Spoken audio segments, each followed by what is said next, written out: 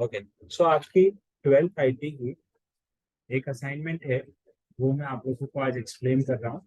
और उसमें पूरा जीएसटी भी आप लोगों को एक्सप्लेन किया हुआ है। तो सबसे पहले तो जीएसटी के बारे में समझते हैं, इम्पोर्टेंट कंसेप्ट अंडर जीएसटी। तो सबसे पहले जीएसटी क्या है, व्हाट इज जीएसटी? जीएसटी क्या है? Goods and service tax. और जीएसटी कब इम्प्लीमेंट हुआ? जीएसटी वाज इम्प्लीमेंटेड ऑन 1 जुलाई 2017।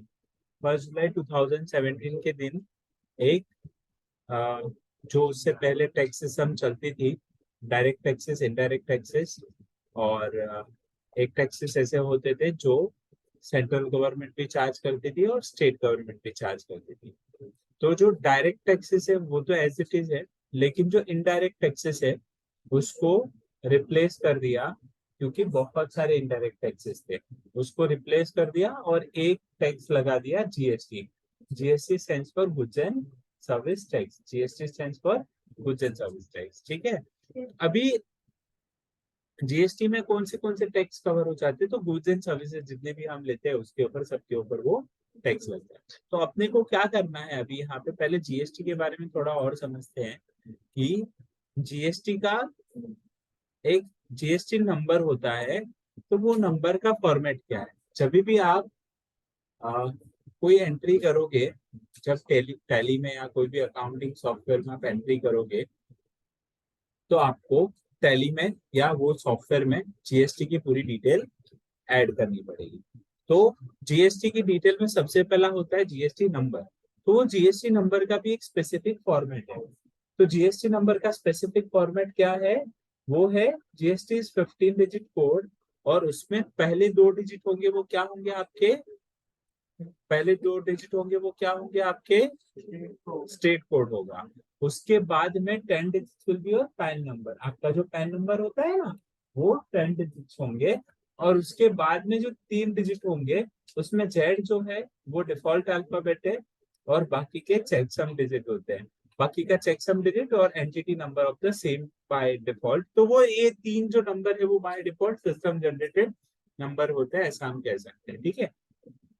तो ये जीएसटी का नंबर फॉर्मेट है। अभी उसके बाद में जीएसटी का क्लासिफिकेशन है, पेज नंबर 55 पे। तो जीएसटी का क्लासिफिकेशन कैसा है कि जो जीएसटी है उसमें इंटरस्टेट टैक्स और इंट्रास्टेट टैक्स दोनों दिए हैं। अब जैसे कोई ये जो जीएसटी है वो पूरे इंडिया के लिए है, ठीक है। तो अगर समझो मैं विद इन महाराष्ट्र कोई भी चीज विद इन महाराष्ट्र कोई भी चीज सेल कर रहा हूँ, तो वहां पे सीजीएसटी एसजीएसटी लगेगा।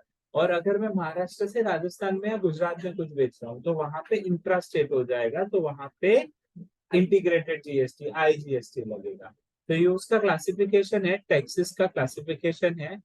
तो GST, CGST, SGST with in state जब हम इंटर स्टेट, इंट्रा स्टेट जब हम मार्केटिंग करेंगे, इंट्रा स्टेट जब हम सेल करेंगे तब होगा। और आईजीएसटी इंटर स्टेट में होगा, ठीक है। आईजीएसटी किस में होगा? इंटर स्टेट में होगा। इंट्रा स्टेट मतलब with in state, inter state मतलब एक स्टेट से दूसरे स्टेट में, ठीक है। तो ये अपने को याद रखना है। अब यहाँ पे उसके बाद में ऑप्शन है जीएसटी के टैक्स रेट्स कौन से हैं। तो जीएसटी का टैक्स रेट है 0%, फिर उसके बाद में 5%, 12%, 18% एंड 28%।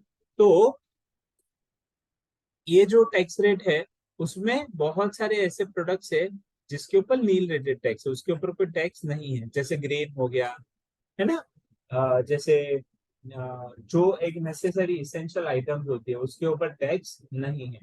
और जो टैक्स मतलब जो एकदम रिक्वायरमेंट की चीजें हैं उसके ऊपर मिनिमम टैक्स है 5%। मतलब जैसे पैकेज फूड हो गया, होटल में अगर हम खाना खाते हैं तो ऐसी जो बेसिक रिक्वायरमेंट की चीजें उसके ऊपर 5% टैक्स है। 12% and 18% both are standard tax rates, and 28% is on luxurious items. जैसे आप 5 स्टार होटल में स्टे करते हो तो उसके ऊपर आपको 28% लगेगा। आप कुछ 5 स्टार कैटेगरी में खाना खाते हो तो आपको वहाँ पे 28% टैक्स लगेगा। तो इस हिसाब से यहाँ पे डिफरेंट टैक्स रेट्स है। अब अपने को यहाँ पे प्रैक्टिकल देखना है। पेज नंबर 57 पे एक प्रैक्टिकल असाइनमेंट है आपकी। तो उसमें क्वेश्चन है आपका कि आपको एक Shri Ganesh trading company create करनी है और उसमें कुछ आपने परचेज किया है और कुछ सेल किया, उसको जीएसटी के साथ में कैलकुलेट करना है। तो पेज नंबर 57 वहां से हम अपनी असाइनमेंट को शुरू कर रहे हैं। तो सबसे पहला यहाँ पे ऑप्शन है कि आपको एक कंपनी क्रिएट करनी है। तो जैसे आप टैली स्टार्ट करोगे, आपको टैली प्राइम में करा रहा हूँ, टैली ईआरपी 9 में नहीं करवा रहा हूँ, क्योंकि अब ज्यादातर करके टैली प्राइम यूज होने लगा है। ठीक है, तो टैली प्राइम में हम लोग यहाँ पे कंपनी क्रिएट करते हैं। तो आपको एजुकेशनल मोड में जाना है। सबसे पहला option continue in education mode कर देना है। तो आप यहाँ पे कंटिन्यू इन एजुकेशन मोड करेंगे। यहाँ पे मैंने एस्केप प्रेस कर दिया, माइग्रेशन का मुझे पूछ रहा था। अब मैं यहाँ पे क्या कर रहा हूँ, सबसे पहला ऑप्शन आएगा क्रिएट कंपनी। तो आपको यहाँ पे कंपनी क्रिएट करनी है और वो कंपनी का नाम देना है। क्या नाम दोगे आप? Shri Ganesh trading company. तो मैं यहाँ पे लिख देता हूँ Shri Ganesha trading company under. अच्छा, अभी यहाँ पे मेलिंग एड्रेस, मेलिंग नेम वही रहेगा, एड्रेस जो उसको यहाँ पे दिया है शाहूपुरी एस्टेट, कोल्हापुर, महाराष्ट्र। शाहूपुरी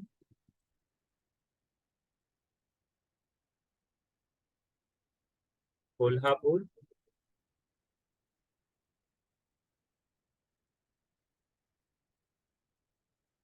स्टेट महाराष्ट्र आ जाएगा यहाँ पे। ठीक है, पिन कोड नंबर यहाँ पे दिया हुआ रहेगा, अगर है तो आप डाल सकते हो, अगर नहीं है तो स्किप भी कर सकते हो।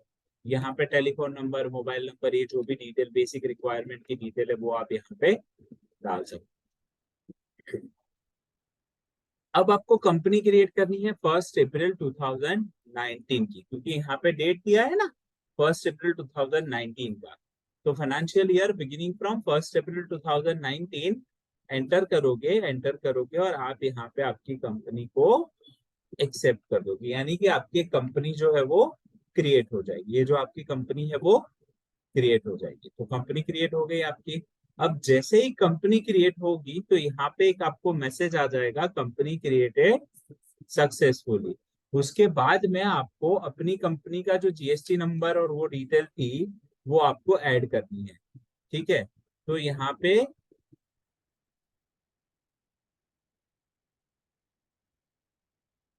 क्या करना है आपको, एक ऑप्शन है enable goods and service tax को यस किया हुआ है, मतलब नो किया हुआ रहेगा, आपको उसको यस करना है। और यहाँ पे स्टेट महाराष्ट्र, ये जो जीएसटी नंबर है ना अपनी कंपनी का, वो आपको यहाँ पे ऐड कर देना। तो यहाँ पे कौन सा है, 27 ABCDE 2345।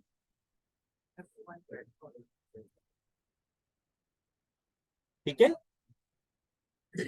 एंटर कर रहा हूं तो यहाँ पे एक एरर आ रही है, वार्निंग आ रही है कि the company GSTN provided is invalid और इनकम्प्लीट। तो हम यहाँ पे एक बार उसको इग्नोर कर देते हैं, क्योंकि ये हम डमी कंपनी क्रिएट कर रहे हैं, एग्जाम्पल सीखने के लिए कर रहे हैं। तो हम एक बार इसी में उसको कंटिन्यू करते हैं।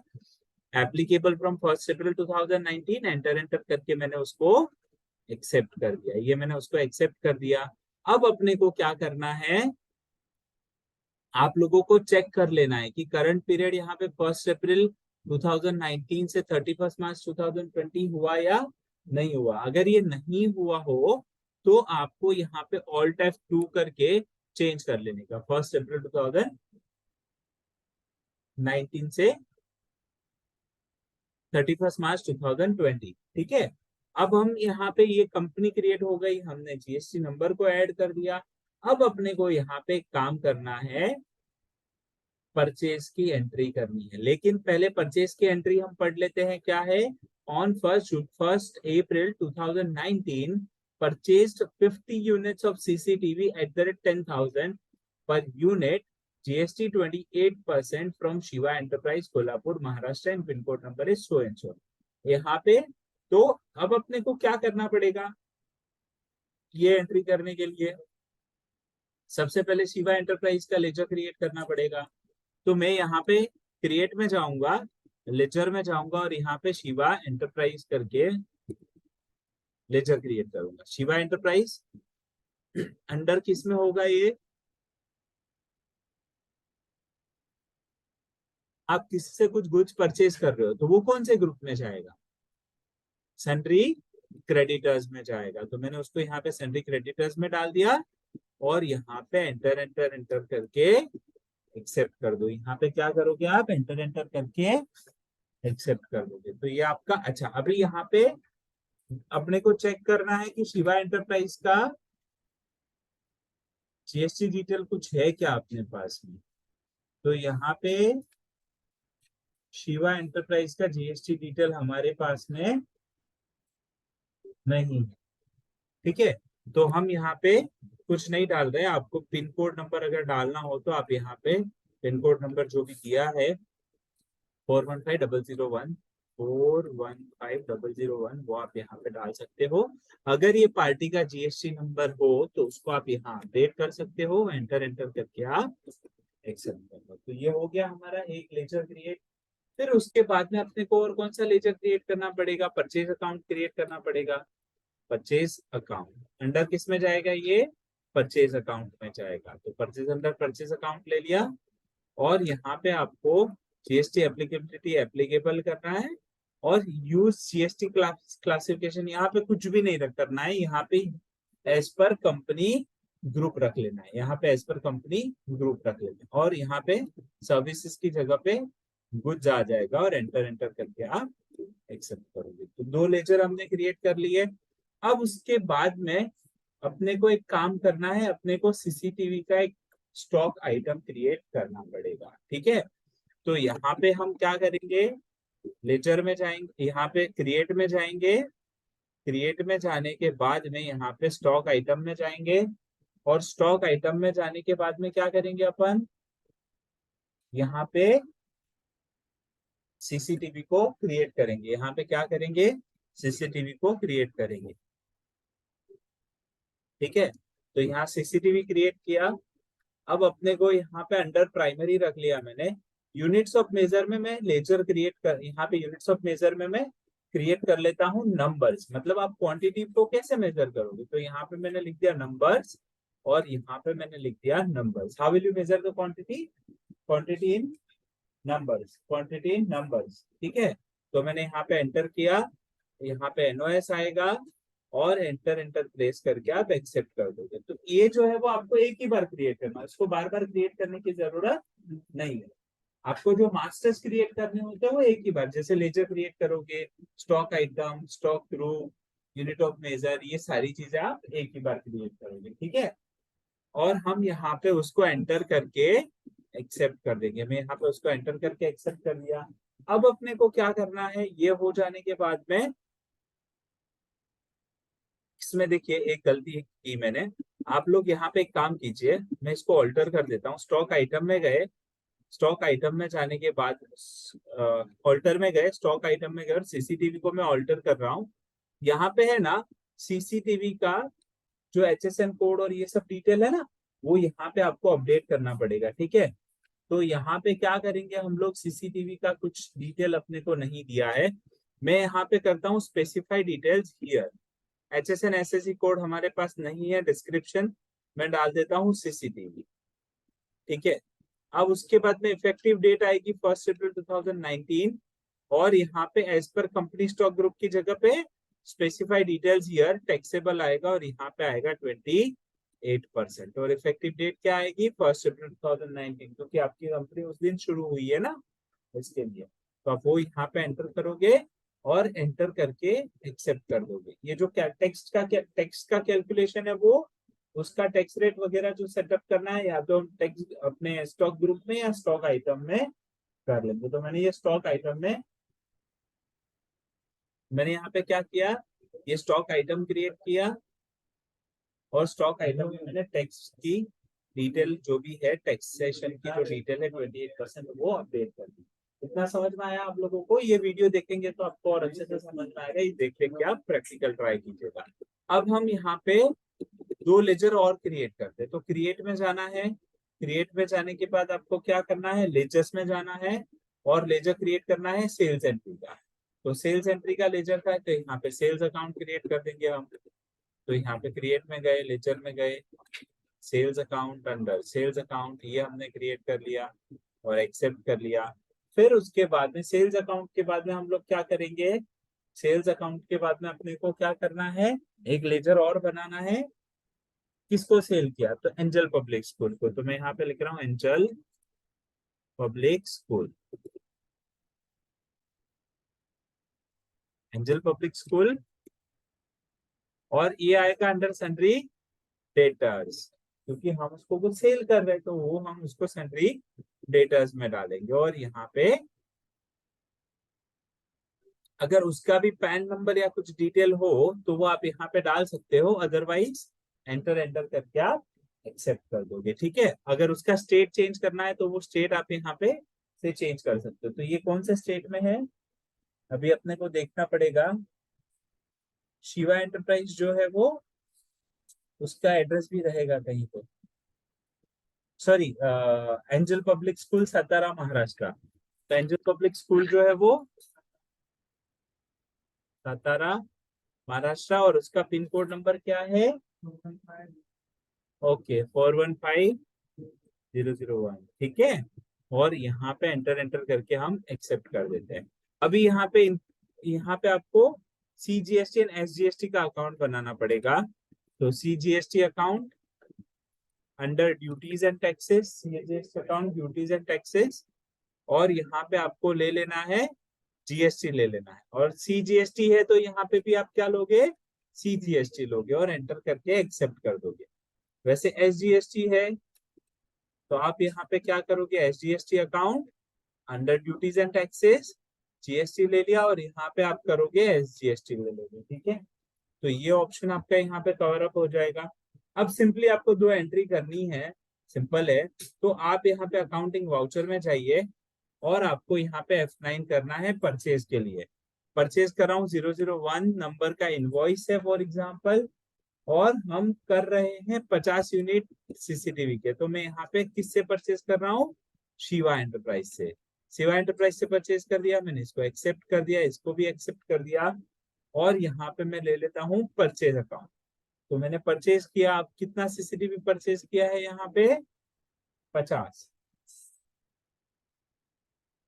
10,000 रुपये का भाव है, 10,000 रुपये का भाव है। एंटर एंटर करके हमने एक्सेप्ट किया, और यहाँ पे सीजीएसटी और यहाँ पे एसजीएसटी डाल दो। तो ये जो अमाउंट है वो आपका ऑटोमेटिकली, सीजीएसटी और एसजीएसटी का जो अमाउंट है वो आपका ऑटोमेटिकली आ जाना चाहिए। ठीक है, और यहाँ पे प्रोवाइड ई बिल डिटेल अभी एज ऑफ नाउ नो कर देना है, और एंटर एंटर करके आपको एक्सेप्ट करना है। तो ये आपकी होगी परचेज की एंट्री। और वैसे ही आपको एक एंट्री करनी है सेल्स की। तो सेल्स की एंट्री में क्या होगा, F8 बटन प्रेस करोगे आप। फिर F8 बटन प्रेस करने के बाद में यहाँ पे आपने एंजल पब्लिक स्कूल को कुछ माल बेचा है, क्या बेचा है, सीसीटीवी का प्रोडक्ट बेचा है। और यहाँ पे क्वांटिटी कितनी है, 30। रेट क्या है उसका,